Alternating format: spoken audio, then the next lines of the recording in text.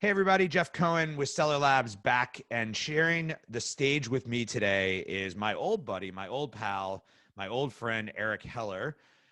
Many of you may know Eric from his days at Marketplace Ignition, who was then acquired by WPP. He's a ex-Amazonian, and really well versed on not just the 3P side of the industry, but the 1P side of the industry. So Eric, thanks for joining me.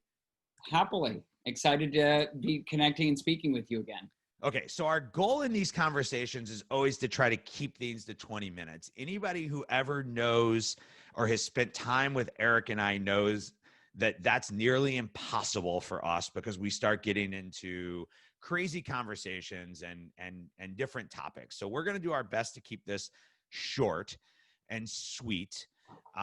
Eric and I had the privilege of traveling together way back in like 2016.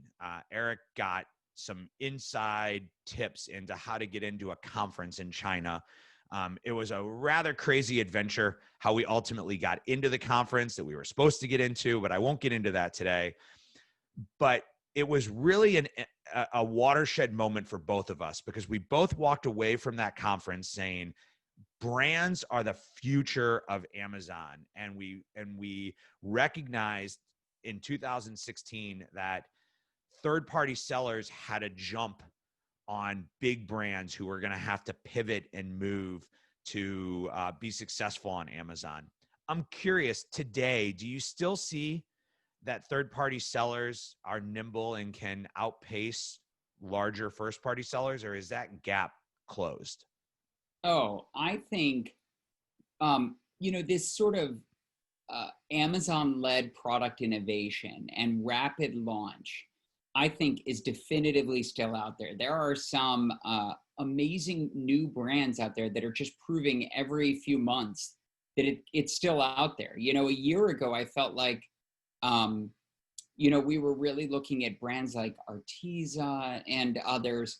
And just in the past year, there's, you can look at like what product pages and launches for companies like Brewmate and I Am Love and You, which is like a pet food brand. Yeah. You haven't looked at some of their pages, like it'll blow your mind. And these are brands that like most people who have dogs are not looking out there. If you stop them, and shot and said, what dog food do you use, or name some brands, they wouldn't know them. And yet these brands are really fast up and comers and they're brand new. And I think it's really exciting that the growth of Amazon proves that there is so much room out there every day for someone to just start a new brand based on search keywords, based on what people are looking for. And do you find that the way that, how do you think disruption has changed, right? Like how are the brands able to come into a super competitive category and still disrupt the mainstays? And I guess, the third-party sellers that have been there, right? I always argue with third-party sellers. You launched on Amazon and you believe that this is your traffic to have, and you have to kind of earn it, right? So are there things that larger sellers are now doing that are making it more challenging or making the hurdle bigger? Or is it still kind of the open West? If you have a good strategy, build a good product. I think that's it's a great question, because I think in some ways leadership probably breeds a little bit of complacency. Your product has gotten up on top of the hill. You've got a lot of reviews. You've got a high BSR, a low BSR, bestseller rank. Right.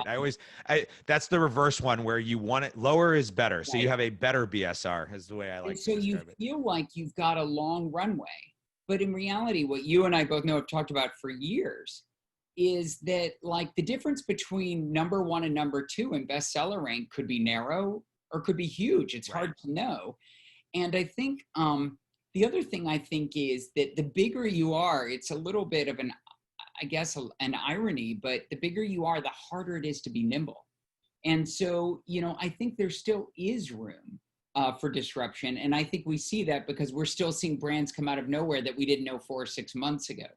The one thing that I do think is interesting, you started out by asking, is there still room, right? 5 years ago, I feel like you and I ran this Amazon 101 full day session at a conference in Vegas.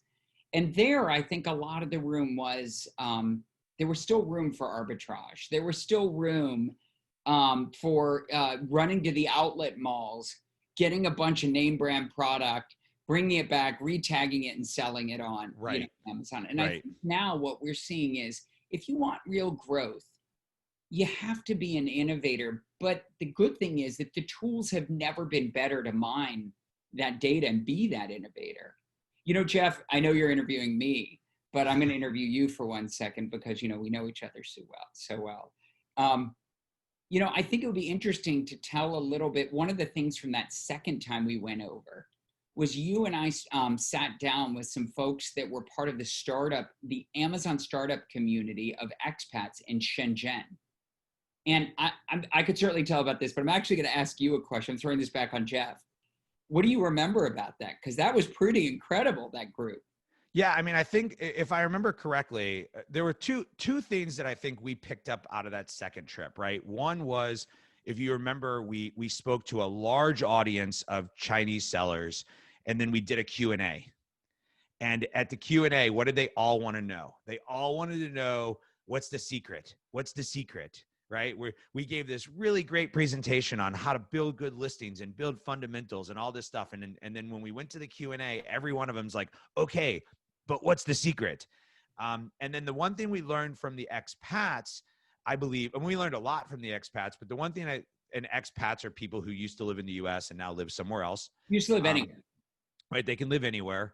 And what we learned from them was really that, that China is growing at I don't know exactly which point you're talking about, but China is growing at this rapid pace. And the way they approach building a brand is like this all or nothing type of mentality. And so they come into building a brand and they build the product detail pages right. They build the packaging right. They bring everything to market to like bring a full-fledged brand, and then it either works or it doesn't. And in the US, when you go to launch a brand, you kind of launch in this, I want to test it and I want to see how it's going to do. And you don't necessarily go all in. There's a little bit of a difference of a mentality between the sellers from each of the communities. Is that the point you wanted me to talk about? I think, well, there were so many. I mean, there's just this huge community of Americans living just over the border from Hong Kong. They're not living in Hong Kong, they're living in Shenzhen. Why? Because there actually is a value in being that close to the production potential. And, so Jeff and I, after we went that first time and went to that Amazon conference, we then did our own conference with some other groups that were there.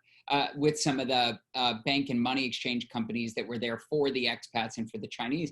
And, we had the team from Anchor with us.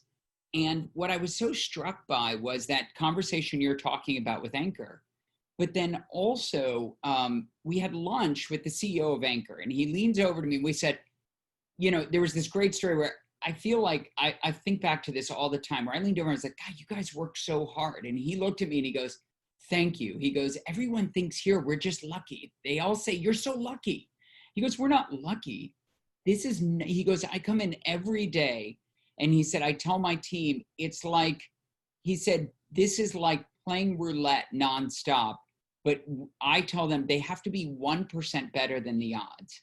And then if you played forever, you'd be the richest person in the world, because at 50, and that's why the house wins at roulette, because they are 1% better. Their odds are 1% into their favor in the whole game, and it shifts the whole game to them versus to somebody else. So these guys, what they are doing, it's this concept of continuous innovation. And Jeff, I've heard you interview a good friend of both of ours, Eddie, before, where he's talked about people get passionate about holding on too long to certain products that really need innovation, really need renovation, really need iteration. I can't think of another Shen word, but iteration, renovation, whatever it is. No, you're right. You're right. Your product has to be evolving. Right. And in the market.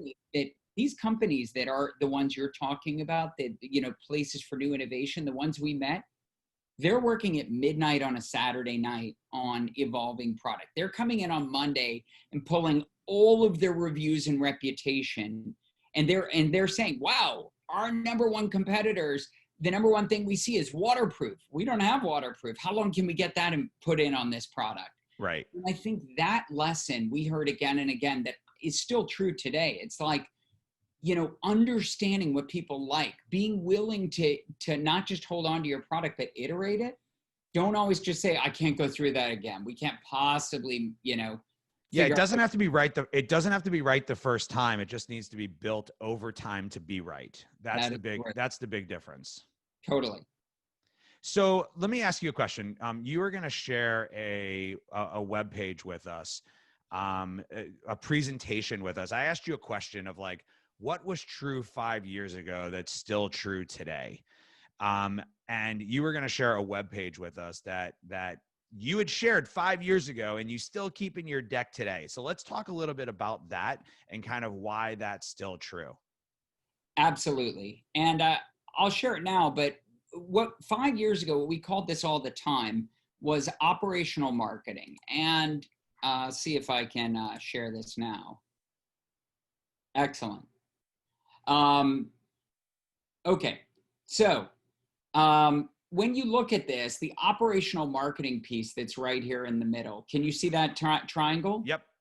So what we talk about there is we talk about this idea that, so you read this thing upside down, and you and I presented on this, and at the time, one of the things to really think about here is it starts at the bottom.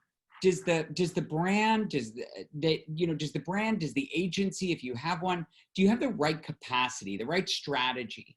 And then once you have that, do you have the right assortment? Are you selling what people want? That's what we've been talking a lot about today. Is it integrated correctly? Like, meaning, is it even, is the product that you think is live?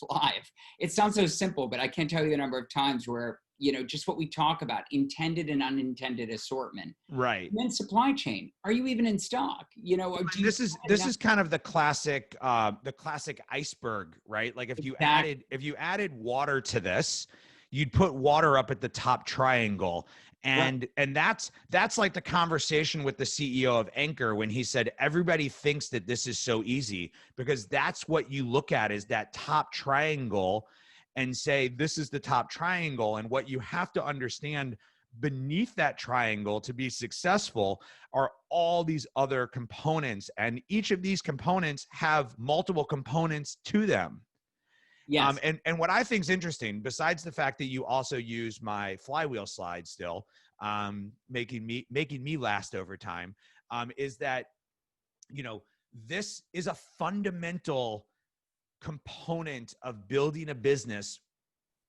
And it probably goes back, if you even go back 25 years ago and you look at 3M, Coca-Cola, and you put, a different department store at the top, most of this hasn't changed, right? And so the basis of building a brand, the basis of building a foundation on which you can structure and grow from hasn't changed. And then I would assume with a lot of your clients, that top triangle moves out and you put Walmart in, or you put Jet in, or you put Newegg in, or wherever else they can potentially sell their products. I totally agree.